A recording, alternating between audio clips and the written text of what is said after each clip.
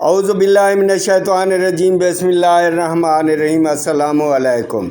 मैं हूँ एडी अंजुम और आप देख रहे हैं मेरा YouTube channel AD Anjum official. Channel को सब्सक्राइब कीजिए और बेल आइकॉन का बटन भी दबा दीजिए ताकि आपको इस तरह की मालूमाती वीडियोज़ बार बार मिलती रहें।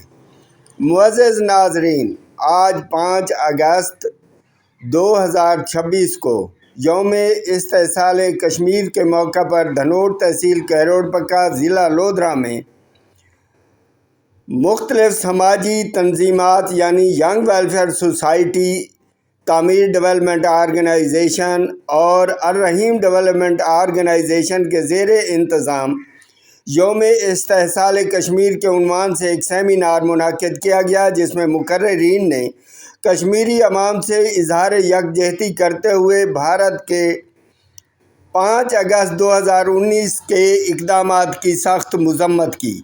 सेमिनार से यंग वेलफेयर सोसाइटी के सदर डॉक्टर शौकत अली एजाज, तामीर डेवलपमेंट आर्गनाइजेशन के सदर रब नवाज भट्टी और अर्रहीम डेवलपमेंट आर्गनाइजेशन के सदर एडी अंजुम ने खिताब करते हुए कहा कि 5 अगस्त 2019 को भारत ने मकबूजा जम्मू और कश्मीर की खसूसी आइनी हैसियत ख़त्म करके अक़वाम मुत्तहिदा की करारदादों और बैनुल-अक़वामी कवानीन की खुली खिलाफ वर्जी की।